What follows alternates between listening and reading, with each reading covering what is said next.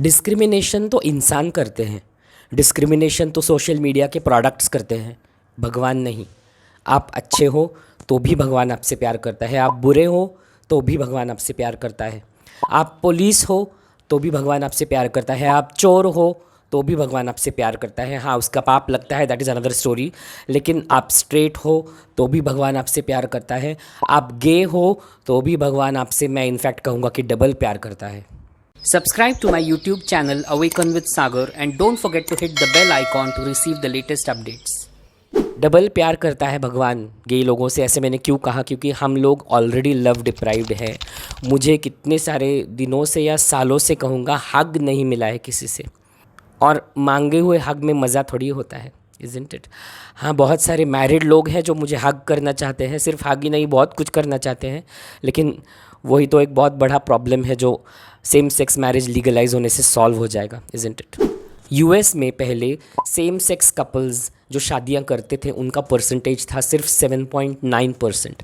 जब से same sex marriage legalise हुई तब से वो परसेंटेज इंक्रीज़ हुआ 10.2%, विच मीन्स कि गे लोगों ने अपने आप को और उस सेम सेक्स रिलेशनशिप को एक्सेप्ट करना शुरू कर दिया।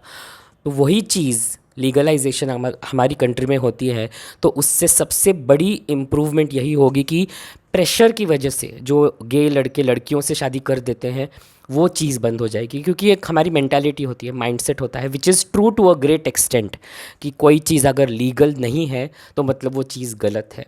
तो लीगलाइजेशन होने से अपने आप को एक्सेप्ट करेंगे बहुत सारे लड़के और उससे हैवॉक इनफैक्ट बढ़ेगा नहीं लेकिन कम हो जाएगा। हाँ, मुझे पता है जब हैवॉक कहा जाता है तो उसका मतलब ही ये है कि what about divorce, what about inheritance, what about child adoption, what about mediclaims etcetera.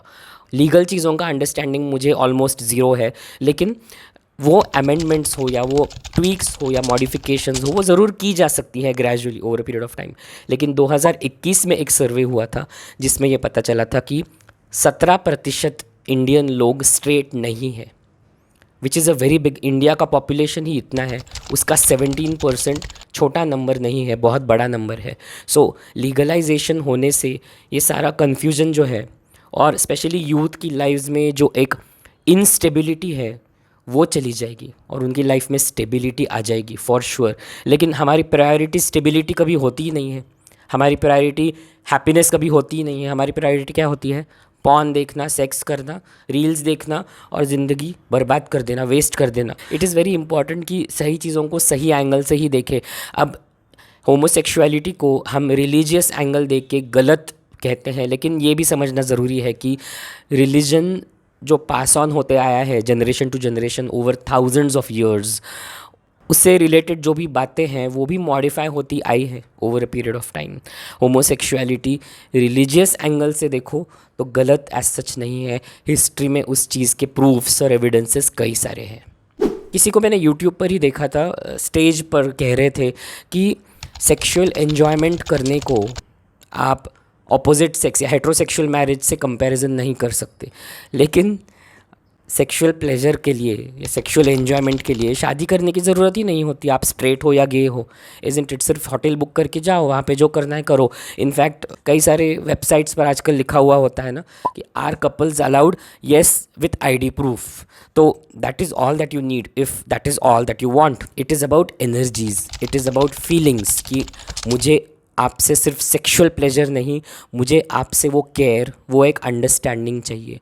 और वो अंडरस्टैंडिंग और केयर होने के लिए ऑपोजिट जेंडर होना ज़रूरी नहीं होता है। सेम सेक्स पार्टनर्स भी एक दूसरे को एनर्जी वाइज मैच करके एक दूसरे के इमोशनल नीड्स को सेटिस्फाई कर सकते हैं। It is first about emotional needs. हाँ, ये बात तो अलग है कि आज की यूथ जो है, आज की यंग जनरेशन जो है, वो 6 मिनट का वीडियो मैंने जो ग्राइंडर पर बनाया था वो भी पूरा नहीं देख पाए लोग।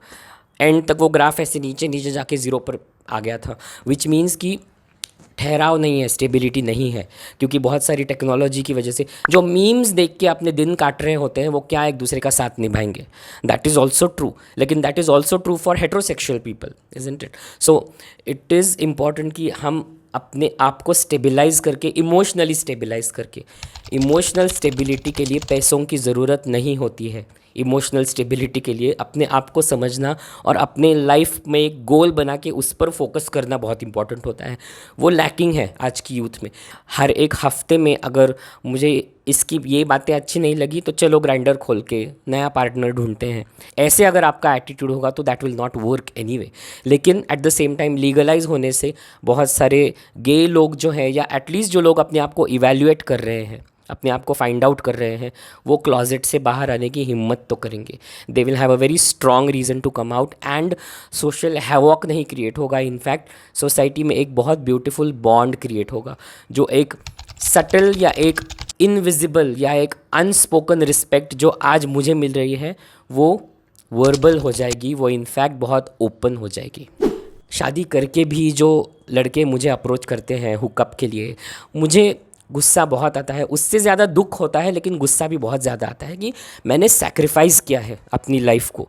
कभी कभी तो मुझे लगता है कि my life is over, what is the point in finding a partner. 40 तक अगर नहीं मिला तो व्हाट इज़ द पॉइंट, मेरी पूरी जवानी ख़त्म हो चुकी है, ब्ला ब्ला ब्ला। लेकिन आई स्टिल हैव होप। तो इसीलिए तो मैं कहता हूँ ना कि इनको शादी करके बीवी भी चाहिए और वीकेंड बॉयफ्रेंड भी चाहिए, वो नहीं चलेगा। It's about values, it's about ethics. What is moral, what is immoral is immoral, what is ethical is ethical, what is unethical is unethical, what is right, what is wrong is wrong. Now you choose to do the wrong by calling it right, that is another discussion altogether. But चलो गोलियां खाने का time हो गया मेरा।